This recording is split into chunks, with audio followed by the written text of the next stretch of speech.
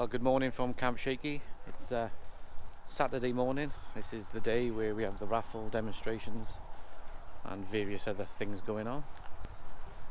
A little walk around camp to show some setups.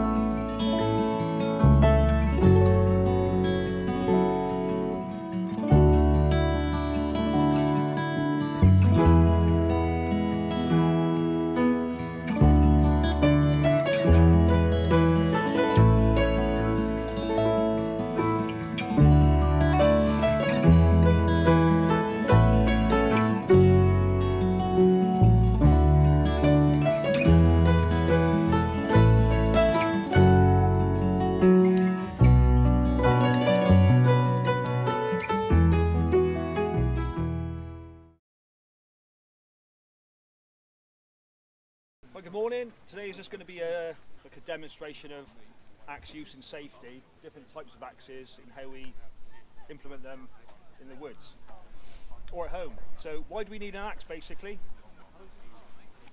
We've all got one. Why do we need one? It's a more practical tool for bigger jobs. Yeah, I mean, Splitting wood. splitting wood. There you go. Good man. Booking, snagging. Yeah, normally if you're going to split wood, you want something like that. Notice the shape of the head. So it obviously splits the wood as you go.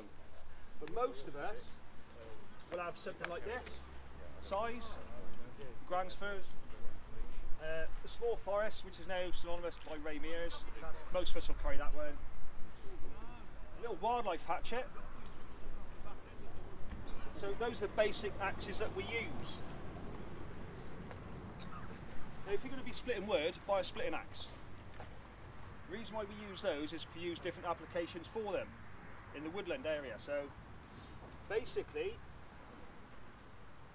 I'm not going to go through like the bits of the axe, but that's what you hold, that's what cuts, alright?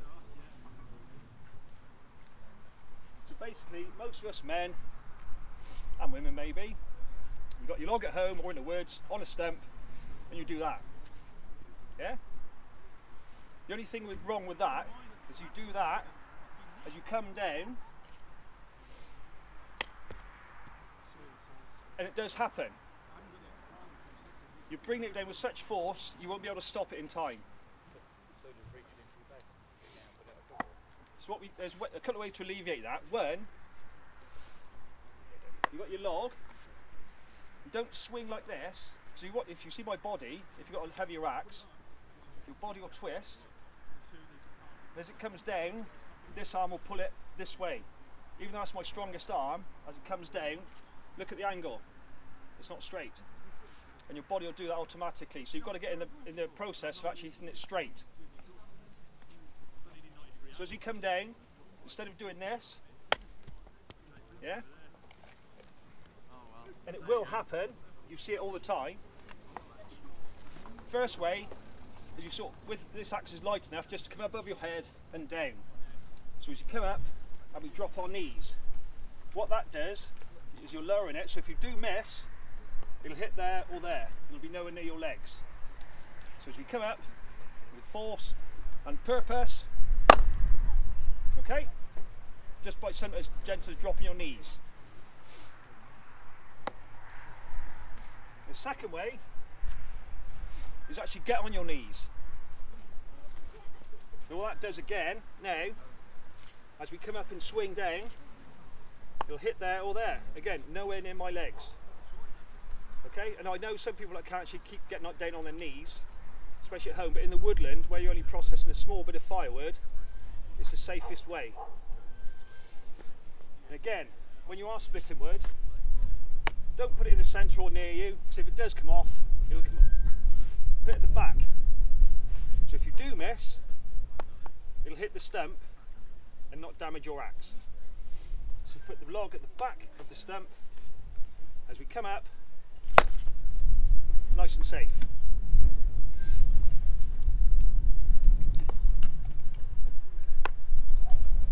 Now you'll see on some of the axes this. Can you tell me what that's called? Overstrike guard. Correct. If you've got one of them, you don't know how to use an axe properly. That sounds harsh. People just use it for looks or aesthetics. It does serve a purpose. Now, the cause of overstrike, if I try and get an angle, when we're splitting wood, obviously you've got to put enough force on it. So you put your axe there, you come up, and you do that. Okay? Why that happens, because the weight of the axe, as it's thrown forward, extends your muscles in your arms. The weight of the axe pulls it forward, and you hit there. That's the cause of overstrike. You don't need a fancy leather collar on your axe. To eliminate that, just come back a small way, quite a few chaps can see. I'll just demonstrate that over there. As you sort of line your axe up, you swing, and it pulls your arms forward. So all you need to do is just extend your arms and just put the blade on at halfway, and that will compensate then for that movement. So about halfway up, no overstrike. I'm not damaging my shaft, excuse the pun.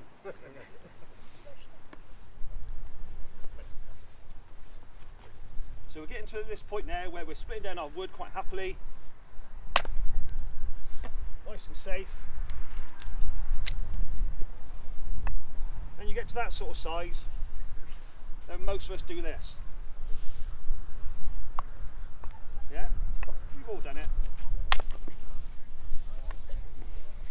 Now you get to that point now, notice I'm still using the same axe. I've gone from a log to that size now using one axe. So as you can see, it's not stable. What we try and do is this. Yeah, or that, and just bounce it like that. But the problem with that, as you do that, that will bounce up and go into the top of your hand. I've got the scar to prove it. Yeah. So another way, safely, if the bottom isn't straight and it's flapping round a bit, get an extension of your finger, just hold it. I can still move, but I've got control of it. And even though my hand is still relatively close, it's not in that business area. Okay? Another way, yeah, if you're using the log, don't wrap it like that because you'll wrap your knuckles. If you just come away from the log and just tap it, now what people do there, they do that. So if the log is embedded in the wood,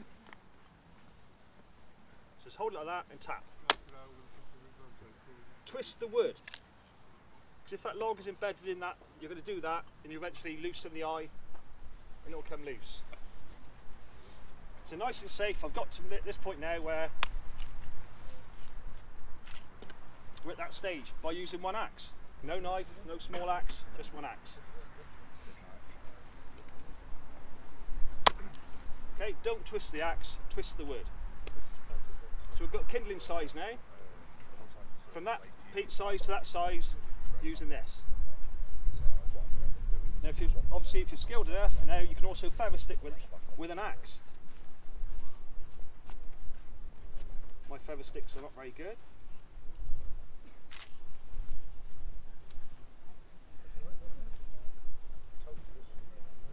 So with fire prep, from something that size to that size, one axe. Do you need that size axe for the wood? Possibly. that size, possibly. One axe will do many jobs of a knife and a saw. You don't need, I call it the Holy Trinity, the axe, knife and saw. If there's one tool I would take, it would be an axe, purely for that reason. I can cut a tree down with an axe. I can cut a tree down with a saw. I can't cut a tree down with a knife. You possibly technically can. But with this, you've got so many applications. Split wood, build a shelter, make implements to make a fire with. You don't need a knife or a saw. It's the most utilitarian tool in your arsenal. But it's also the unforgiving if used incorrectly. So just to reiterate, when you put the log at the front of the log, bend your knees. Now if that happens, and it will, people then do this. Okay, fair enough. But if it gets stuck,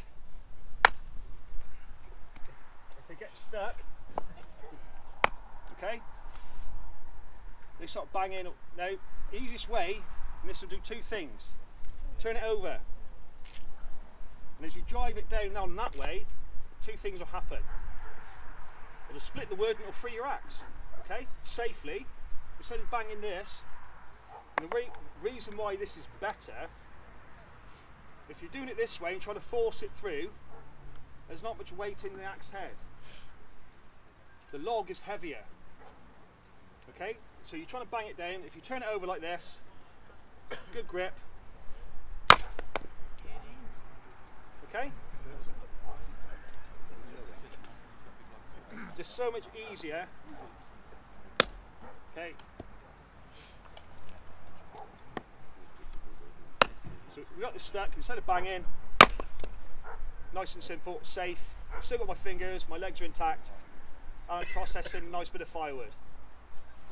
Okay?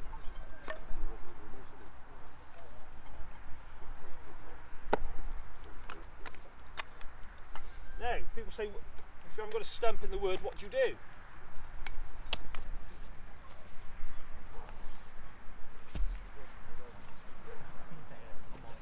So in the wood, we still need to split wood, okay?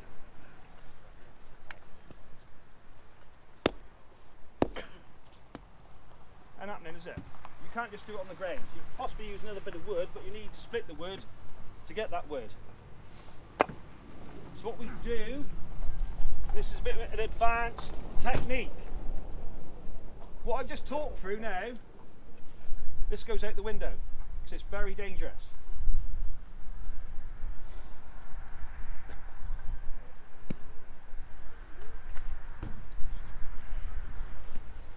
You get a stick, just have it slightly raised, okay? What this does now is everything I've just said not to do. What we need to do is put the log level with our heels, okay?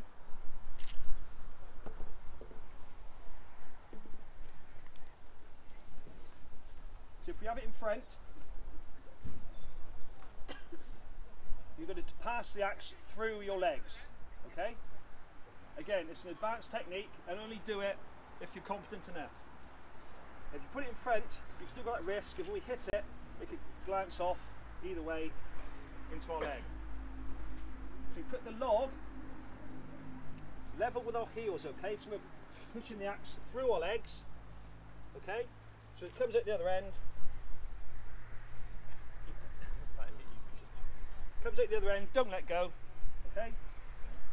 Level with the heels, very important, okay? Don't have even an inch in front. Level with the heels, slightly raised so you don't hit the ground. And what we're going to do, we're going to aim to hit the axe about halfway there, okay? About halfway. So have it slightly raised. Level with the heels, good firm grip of the shaft, two hands, none of this business. I know you see, again, one I think to forget, you see that, one-handed, great, again, but only once, Rich, I'm looking at you, if you miss, it's going into your leg again, rather be safe than sorry. So with this technique now, aim to be halfway. As we come up, hit it halfway, confidently and firmly. And it should split. Now notice I've changed the axe. So if I do it with this one, it's Remember, longer. it has to be so big. It's hitting there. Now the small forest is ideal for my size. Good firm, grip the shaft, 2 hands, halfway, up, there. Okay. My legs are intact. The wood split. So again, in line with the heels, good firm grip. But halfway up the log you're aiming to hit. Okay? If I was using the longer axe, 2 things will happen. I'll either embed it into the ground or I'll hit there. So when you're doing that method, just use a slightly shorter axe. So you don't get caught there and you're not dragging it into the ground and blunting your axe. So does anybody want to have a go at this point? Go on, I'll have a go. Go on.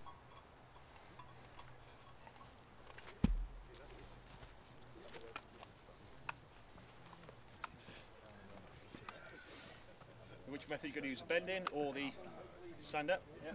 Choose your weapon.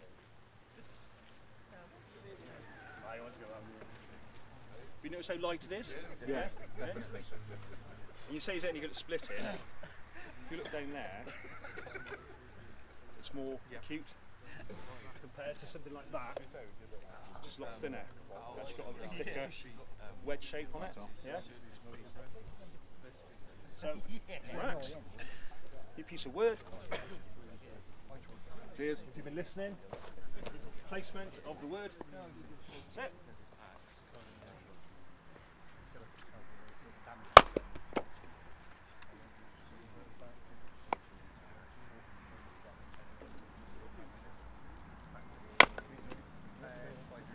It's a good workout for the quads as well, doing it that way. It's the gut I'm worried about.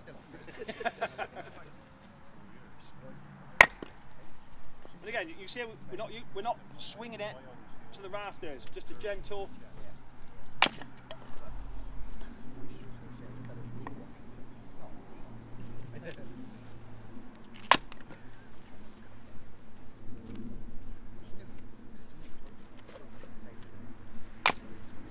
Cool. Yeah. How you going with that? It's alright, it's like a forest axe. Yeah, but obviously longer handle, thinner handle, Yeah. lighter head. But let's say, What's the pole like for pounding? I wouldn't put metal on metal with it. No, just never put metal wood. now, but Yeah, it's good. Obviously, you've got away. enough. Yeah, and that's what I'll do now shortly. are they warranted for driving wedges? Yeah. What's the warranty on? I'll have to check, but I think there's a lifetime guarantee on the head. Not on the handle, obviously, because it's wood. There's a lifetime guarantee on the head itself. Nice one.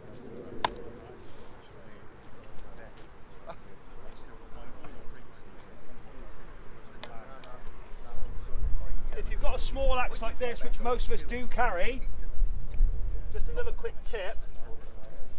If you carve with making a spoon or something, what I see most people do is this. Okay, that's all good and well until that happens. Now, as you look at it, I'm doing that. I'm holding the wood upright and the axe at an angle. It's pushing away from me. Now watch carefully what I do. At the moment we're doing that, okay? Ready? Now the axe is just coming straight down. I'm not tapping the wood away. Just a simple from that to that. When you're carving, it's easier just to bring the axe straight down and take it at an angle. Okay, it's always going away from you. So if you do a simple turn, axe straight down. Okay, just another little tip for that one.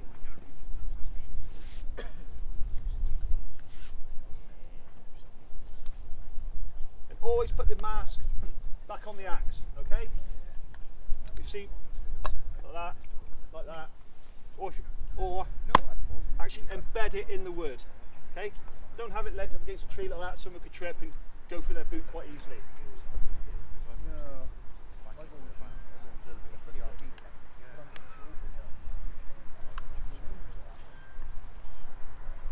What some of us like to do is build things within the wood. So you could have a log like this. There you go. Think how you split that? Headbutt it. Could do. So the easiest way, if you look on some of you closest, there's a little crack running there. Can you see it? Just about. So what we're going to do, we're going to go with that crack, okay?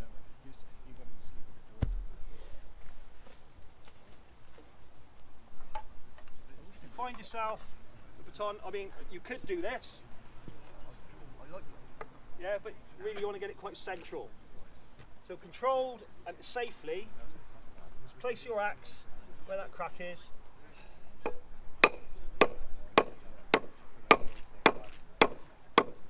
Okay. Go up again slightly, in line with it.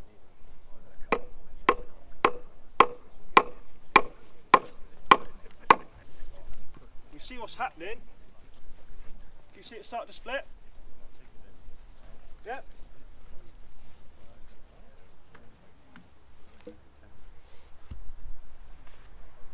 What we do now, you can whittle some makeshift wedges, try to use a harder wood, okay?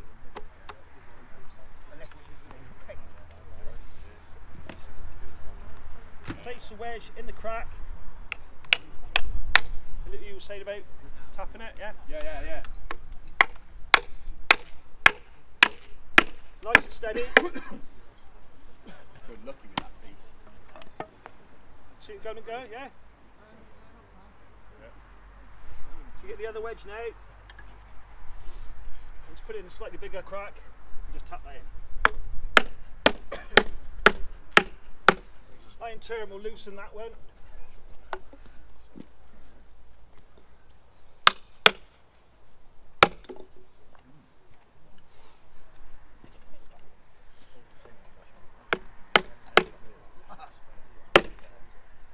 It will loosen it.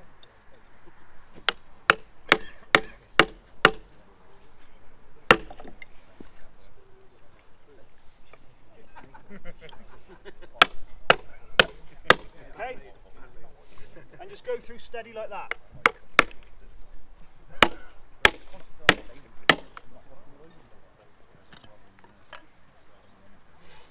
Now you can use the big one.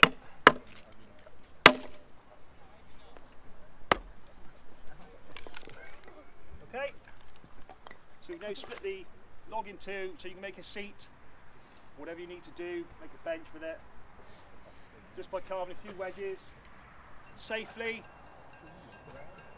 I've still got my fingers, my legs are intact.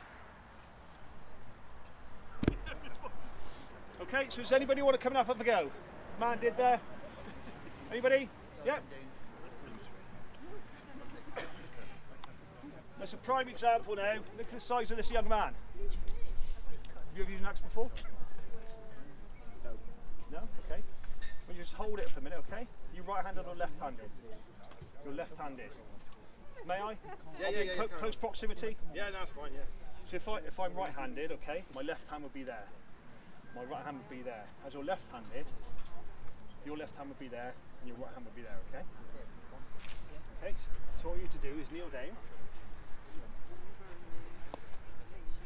Okay, so you're left-handed, yeah? So grasp it there, and hold down with a good firm grip, okay? So bring this hand down, go on, hold it firm, okay? As you extend your arms, there, okay? And what you're going to do, you're going to come up, don't let go, and bring it down right there, okay? Keep a good firm grip of the axe. Because him there might not appreciate it as you're coming towards him, okay? He's thrown them before, but not used Right. So to start with, I'll hold it for you, okay? Just to see how strong you are, okay? So as you go up, throw it down, okay? Now you see how much force is needed to split that wood, okay? So if I just take it out, I'll hold it with you again, okay? Up and down. Right, you might want to just come up on your knees a bit because we're coming in on an angle. So, so come up on your knees, come back a bit. So stay on your knees, but just sit, don't sit on your heels, okay? So good firm grasp, okay? Nice and there. Good for, I'm going to let go now, okay? So it's all going to be you, okay? Grip it firm, up above your head, don't let go. Hard. Don't worry about that. Okay, good firm grip. Aim, hand-eye coordination, okay? Just look where you're going to hit and the axe will hit it, okay? Good firm grip, up and down. There you go. Now, as it's stuck, remember what I said? Don't try and bang it through. So upside down, put your right on your left hand, your non-weakest hand there, okay? You want to come down and hit it, easy, okay? Nice and firm, okay? Ready? Good firm grip, don't let it swing, okay? Just try and keep it central. So as you come up, whack it, okay? Real tight. Keep a good firm grip. Wait. Okay. Right, buddy? Well done, Ruben. Right about. So as you can see, how old are you? 9. Okay? Which is one of those? Yeah. But I've just shown you, apart from the small forest I did that, you don't need another axe, you don't need a small axe, you don't need a large axe. This will be good enough to fell a tree, to split wood, to do many small carving tasks with it. Okay?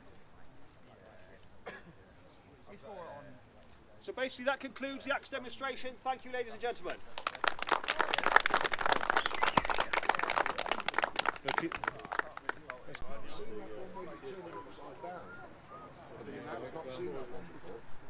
Well, my job is done. Again, I leave here knowledgeable. Yeah, I hope so. Easy, innit? And again, as I was explaining to that chap, with the head, the way it's designed, you've got more of a wedge shape for the splitting. Okay, yeah. Compared to even that, the Scandinavian one, it's a lot thinner. Because these are like felling axes, really, and things like that. Yeah.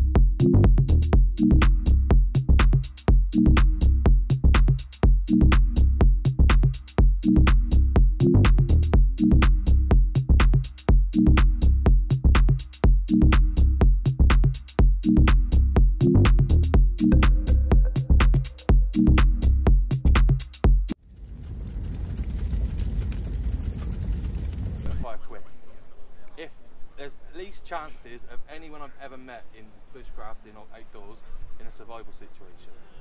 And if I ever meet anyone, I'm going to be really happy. And they live, and so they can tell me what to do. But it's going to be an emergency situation. It'd be more on the lines of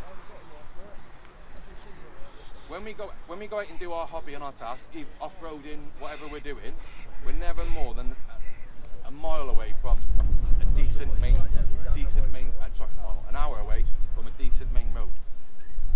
And there's a survival situation happening is very, very low. An emergency situation can happen on the warmest day, and it could happen in 5 minutes' time.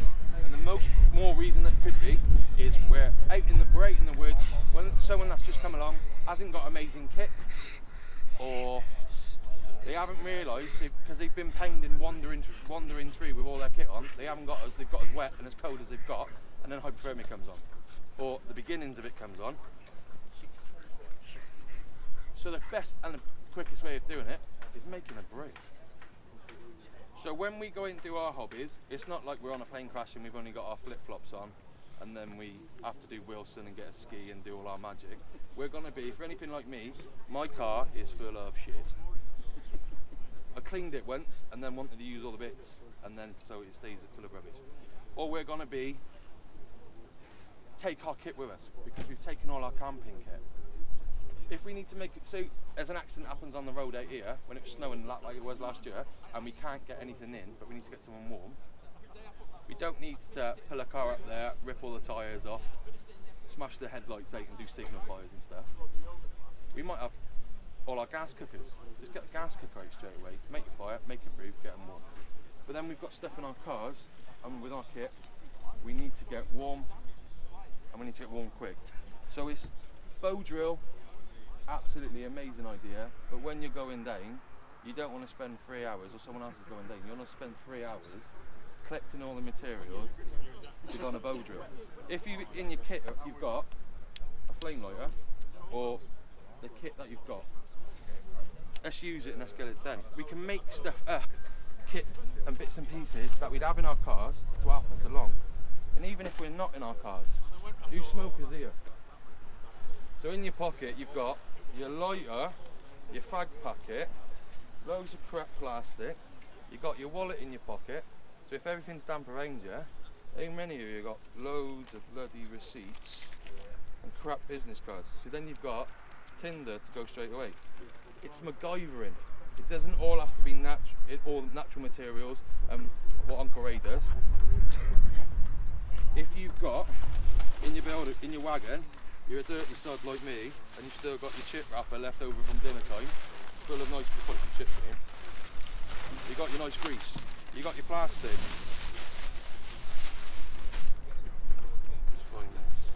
And then we can make bits of kit in your tumble dryer, and it's better off if you've got dogs.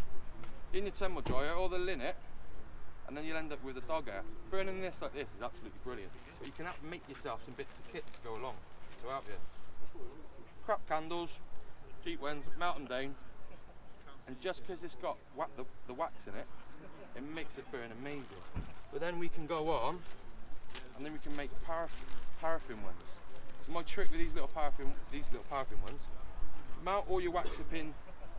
So you've got one pot where you water in, another pot where you wax in, and it needs to be roughly the same kind of size so it doesn't tip. Boil your wax down, take it off the heat for a minute, 2 minutes, and pour meth in it.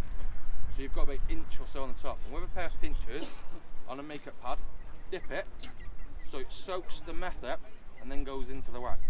These ones here I made them about 2 months ago, and the paraffin, when we first done them, and because I've been going in and out of the bag, if the bag had kept sealed, they'd be still soaking wet. So if we wiggle them, we got a bit of dust. The same as when we're lighting a fire ever. We wouldn't like this and then go on to bin our tinder and then go on to our kindling and our main fuel. We get it all ready. So this is one that we can use as a start. Another thing you can do is in the garden centres they sell the garden ropes, and so they don't rot, they soak them in petrol. So if you break them down slowly, you can make the little fingers, or you can buy 10 of them on eBay for £5, or make 1,000 of them for 20p. And then you can make them get fluff bundles. So make them up, because you can get from, so the rope is about waist thick in that segment. Pulling it all apart, you would fill half of this bag up with it. Put them in a twist, dip it in the candle wax, and then on a greaseproof tray or silver foil, dip it, fill it off, and then if you're making half a dozen, and then re-dip them half a dozen times, double dip them. So you can make these. Right, and then you've got, gentlemen over the back selling these. These are the American version of, what's it in the British Army ones? Yeah, Hexi boxes. So these burn. Purple princesses. And what was good with these, when we were The old trick with British hexes is when the locals are doing your head in and they're always trying to nick food, you say, oh, I got a good sweet, it's from up north, it's called Kendal mint cake. So you give them some of that, they bite it, and then they leave you alone. But with the American one, they know it's purple, so they don't ever try it. In the supermarkets, there's this magic stuff. I think this is about 80-90p, quick start. So this is, there's a resin within the wood chips. And what's good with this stuff, it is really gooey manipul. It's a bit like American chewing tobacco. If you want to have a feel and pass it around, it's like American chewing tobacco. It smells lovely. All the other bits of kit, all the other bits of kit you can get, Petromax when they do their stoves, they've got this magic cat litter. Finding stuff like that. Then another good little trick you can do to keep making bits of kit up. Cardboard box, rip it up, get as much in it as you can, and then just pour the wax in it. So you can use these, light them up, get it in your fire and get them going, or you can use that to boil the biggest zebra billy can. One of them will boil it up. But it's all Like a tuna tin? Yeah. You can use. He should have come to this demonstration.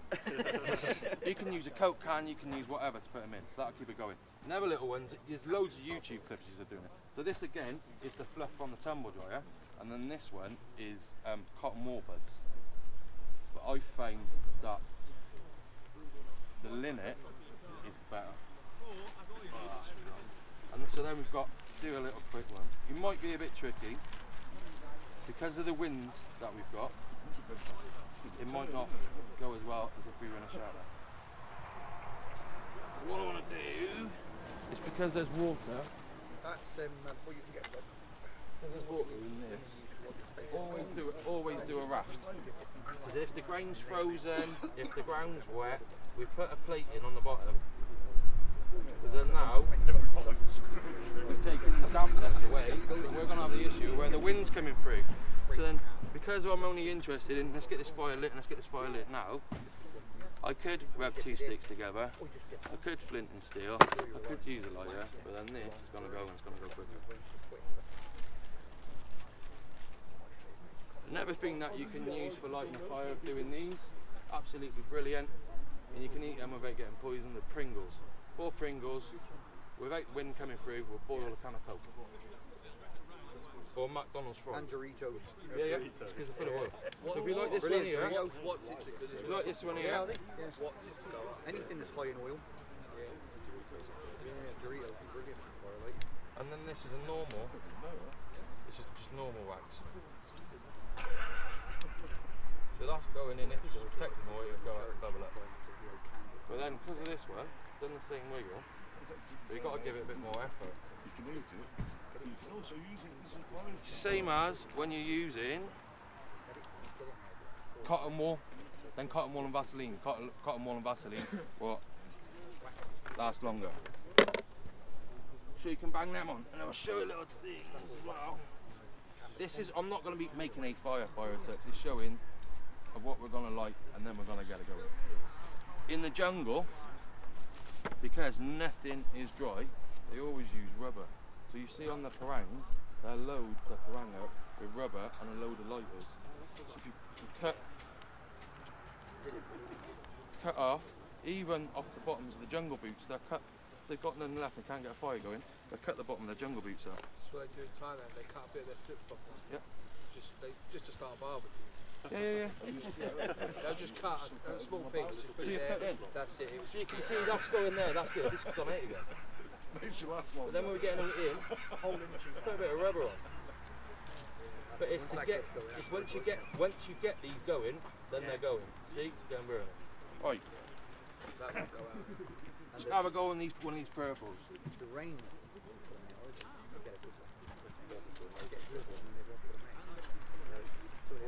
I haven't played with this purple stuff. We'll see what this is like. Right, yeah, that's going. So having a few of these bits in your pocket, in your pack, in your car, you can get yourself going.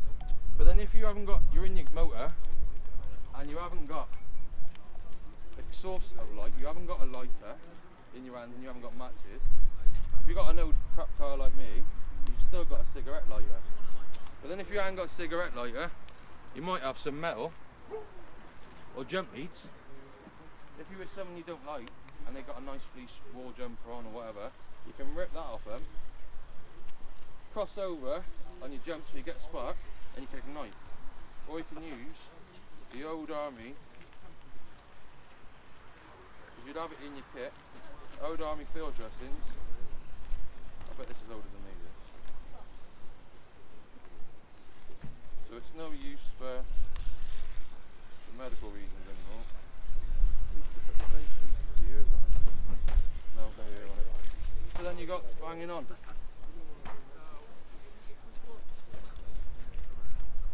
So then if you get in, just put in the spark to it, and it's quick. So same as normies, fluff them out. Rip them out. Get it ready. Stretch cables, get them across, style ignite. Or you can do these, can't you? You can use fire steels. Go on now, let's get this lit. Or do you want to use the lighter? Do you want to use this? Go on now, kneel down and get down now. And this one. Roll seat, egg quick. Brilliant, mate. Get it on. Done. Top man. Then we like the candle. Yeah, come here. See how good along these boards before. I haven't played one before. So with this one, it doesn't look like a plain set, but it is. Really not. Don't get it by you. Don't put your fingers anywhere near that head. Spark it. Yeah. Come on, like that. That's there. See along that burn saw. Your chip wrappers. You have loads of it in, and then within your van, even as well, it's not nice and good for the environment, but are you caring about for the environment when someone's going down with hypothermia, or you need to get that? Your plastic off your pack packets, get it off. And normally when you're getting a spark onto your fire, you've got your tinder, you've got your kindling, you've got your main fuel already set up. But look how much time you've got to get it. You don't have to rush because you put all these all on. This works as very much the same as with crambles. You don't have to rush when you've got a cramble. With these things, you don't have to rush as much. And when you're in that environment of someone is going down, you being the fire, you're going to make the person that's got hypothermia even worse. Chuck it on and then build out. Then you've got all your Vaselines. Another little trick I like doing, you go along getting all the woolly jumpers, when they get too much, shave them. You just sharpened your knife, you just sharpened your axe. Kids don't do this. You put it over your leg and then just gently push, and then when you get all the fluff off, that it just goes up. So all these little things you'd have in the rubbish you'd have in your pocket, the fluff in your pocket, and if it's someone that's got a lovely jacket like these, you can put a little nick in it and pour some out. What else have we got? And then on your makings, it's quite good with the kids. It does a bit of recycling as well. So when you go out for a wander, the kids look looking at all the combs and stuff. With an old head box, like I said with the linnet, put that in it and then pour the wax in. You cut a piece off, away it's going. This time of year, if we wandered around here now to get firewood, I've got it in here, but if we went all through the hedge line and got everything, the majority of it's going to be wet and going to be damp. The thicker stuff, as normal, we can split down, but where all this has got more of a fighting chance, we can use that damper stuff and concentrate on this. But split down, and then making your tools of within your kits for camp or whatever, instead of buying expensive blowers and getting your face in, that's a back scratcher from the pound shop. Best use I've ever seen for a selfie stick. Pour the end off and drill an hole in it. So if you can come from a distance with it,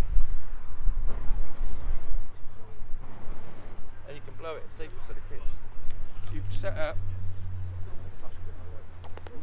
it's all MacGyver, and we're not going to be making a log cabin with a penknife.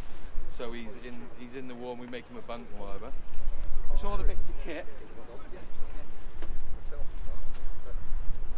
If you do have matches, don't ever want to rely on British Army matches. They're crap. Cheap, normal like England's Glory, Swan matches, non-safety matches, and make sure they're waterproof. You can even make good what do you call them, match bombs. So you have like a British Army match. When you're making all your wax up, have 5 or 6 normal matches. Dip the first one into wax, and then touch them onto the wax, and then dip them again. With the natural hemp rope, put that around there. And then where's the gentleman that gave me it? And then we've got fatwood. If anyone wants some fatwood later, this big lump of fatwood, and we've got another one half a dozen times bigger. Scraping up and putting some fatwood around it. So you light your match, and stick it under. But if we were lighting a fire to get it with all your materials, you know the crossover method, so the wind's coming that way. The wind's coming that way. We lay the timbers on here and build up the shield. If it was painting down with rain, I would put your Bergens, your rucksacks on the back, or if you've got a tree, not having the fire in the tree, but using the tree as the guard for the fire. Don't let it get out of control so the tree smokes. Or make stands, put sticks in and build it up. But then if it's raining and it's coming down, then you can, if you make it on an angle, you can then make it a shelving just to get the fire going. So it's getting the rubbish in our vehicles on us, and the kit that's around us, and use it in different forms. Everything, I think of everything, how can I burn it? How can I use it? How many uses has it got to me? Yeah, but that's mainly because you're an arsonist. Yeah. And keep it simple. Burn 'em all. Simple, stupid. Alright, mate. So then you go through, what else have I got in here? And then you got your char cloth, so you can get going with your char cloth, your traditionals. But it's all the kits, all the bits and pieces. How long do you store your truck? I was told you can't happen so long. Charcoal don't burn very Yeah, good. it is. Does it? Yeah, it's like the old myth of when you're burning your char cloth, so you got your tin like this, then have a take loads in the most done with, and then you burn them. You don't want the gas to come off to have a flame. You do, Yeah. because you need the gas to burn off. For doing money. You don't want to leave. It's not saying that you want to have your fire roaring and you want it in there, because then it will all go. But you want it to get the gas. It goes on, and then you can When the stop flame it goes out, because you know it's ready. Right then, Yeah, the gas, because it could stay and it could go on fire until the flame come out. But you want the gas coming out, let it burn, and then test it. Because then you want your char cloth. But a lot of problems that we're having now with char cloth is it's got protection. It's like kids' quilts, that cotton stuff. Oh, So yeah. they don't have fire retardant. It's got fire retardant stuff on it, and there's a lot of clothes that got fire retardant on it. And when you're doing char cloth, you've got your tin. You think it's good. You lift the lid off, and the fumes that come off it and smack you, you wish it wasn't fireproof. But you want it to be You want it to be nice and black, because you can find on it. Because you want the carbon as it takes out. When it's too crinkly and it falls apart in your hand, that's no good. You can use the dust. So when you're doing bow drill and you get the ember coming out, for an extender on the ember, you can then put this on it, or you can put cramp ball on the top of this and get it. See, look, more fat work. What a good man. I was going to say, if somebody's got a bow saw and they want to Yeah, we'll get that chopped up. chop it into lengths and split it, there's enough there. Lovely, cheers, mate. So So you want it black, but being so it falls apart gently, not falls apart and crumbles in your hand. And build a tin. Yeah, yeah. That's I'm it. surprised they haven't done that. Made backwood. So on your fat wood, so then same as you were doing with your battery, your big battery from your vehicle, you can use batteries of doing it. But carrying these kind of things around with you, you need to make sure they're in a container on their own and they don't go on fire when you're driving back from an event and your fire lighting box goes on fire. Who did that? That's still got charging it, by the way. What you wouldn't do is what happens every year for probably the last 40 years when people used to say, test it on your tan. 20 people in the UK die every Christmas testing a 9-volt battery on their tan. Testing it on their tongue to see if it's still got some charge. Yeah, tingles with got those, isn't it? I've done that many times. You can do it all your life and then die from it, and it might not affect you, but it can. It's 20 in the UK. Yeah, Alan is my demonstrator. He proved it by electric fencing. We used to use Wayne Belly lost the plot too much. So you can have them within your kit, but that's not. You might not have that in another torch or piece of kit in your car. You can take it apart and you can wrap on a plate. But if you wanted to find fat wood, because fat wood is a good emergency and an all good type use for fire lighting. So when you're finding it, the best ways, when you see the programs in Sweden, the guys that go and collect it have got a metal rod and they go into the forest that's been felled, and where the moss is nice and deep and strong, when you lose your feet in the moss, they go along with a metal prod and they'll find the stump. Because the grain's that soft, as they hit, they dig up and they pull the roots out. Because it's like the blood of the tree, as it's going up, it's pushing up, it's been felled, and then all that is coming up into the stump, and then it just stays there.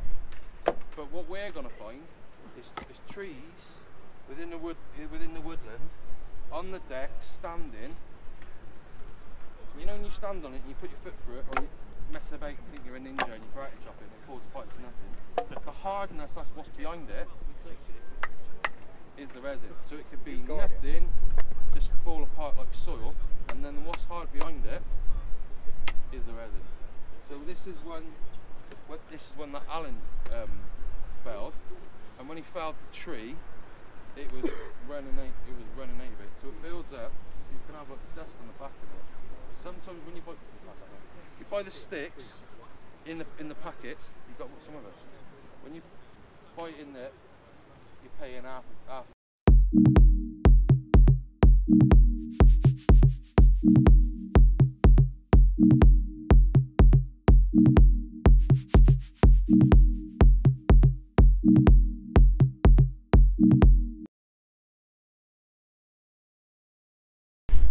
Hi, I'm interviewing people. Mark. Yes. How do you like Camp Shaky? It's fabulous. How many years have you come for? 4, 5, maybe. Definitely 4, maybe 5. Good? Enjoyed it? Yeah? Yep. What's your name? Jake. Jake. Is this your first year at Camp First Shaky? year. Yeah, It's right absolutely excellent. Enjoying it? Yes, good fun. I'm interviewing. Ask his name. Hi. Hi, What's your name? my name's Joe. Are you enjoying Camp Shaky this It's year? lovely. Is it your first year? Yep. Hi. Hi. Hi. What's your name? Lily. Hi, Lily. Camp Shaky 2018. Back to you. Hi, Lily. Interviewing people. Camp Shaky 28. Is it 2018? Yes, it What is. year is it? 2008. We've been here so long we don't know. Would you like a tour of our behind? Like a tour? We have a jerry can. There's some fuel. And check this out. Hidden in the back of the car is supplies. Little kitchen in the box. Most of it's been took out and put with a 12. With a 12. Oh, thank you. Your camera's just turned off. Oh, is it? You broke it. Oh no. How was it turned off? £4,000 camera. Gave her a 12 and it went off. The light's going, it's just the picture goes Oh, it's going to go. Oh, cool. This is the tent. We have a roof and a sofa And a wife. and a wood stove And a wife. and a light and a person and a wife. How are you enjoying Camp Shaky? Oh, come in and feel how warm. Step in. Feel how warm it is. How are you enjoying Camp Shaky? Excellent. Is it your first year? No, second. Is it your first year or second? We're in third year. Third year here in a row. Third for you, second for me. And this year's the worst year possible because last year we had all the snow, and last year was brilliant. The snow was awesome. But, yeah, it's Why good. why didn't you like it this year then? Because there's no snow. We want snow. I'm not complaining. It's Yeah, we wanted snow. I specifically ordered. I booked 4 nights for Camp Shaky, snow, and we've got no snow, so we're just happy. We wanted snow. We can't book weather. Oh, okay. Well, that's That's no you told. good. But yeah, recommend it. Recommend Camp Shaky. Any group camp, but yeah, go over to the borders, south of Wales. Bring a tent. You're on the English side though. I know. Don't tell anyone that. You're on the English Yeah, side. Are you English or Welsh? English. Or are you a bit of both? I'm neither. British. I'm We British. got that argument of British or English. Yeah, Well, the pair of you are the same then. Okay, let's go. Done? How are you liking Camp Shaky this year? Shaky's awesome. Is it your first year? No, third year. So you come with your mate, whatever his name is? I don't come with him, no. I'm just associated with him. When we first came to Camp Shaky, we all camped together. so Yeah. we've just stayed friends since that, really. That's right, yeah. We didn't know each other before. No. We sort of met up, and now we meet each other at all the different meets and Yeah. bushcraft meets.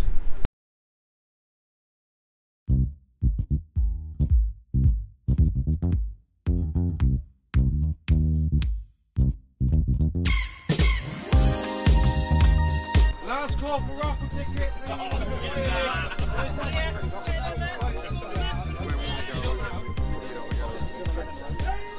Say hello, Wes. Hello. Wes. I was here 1 year, somebody won 3 times.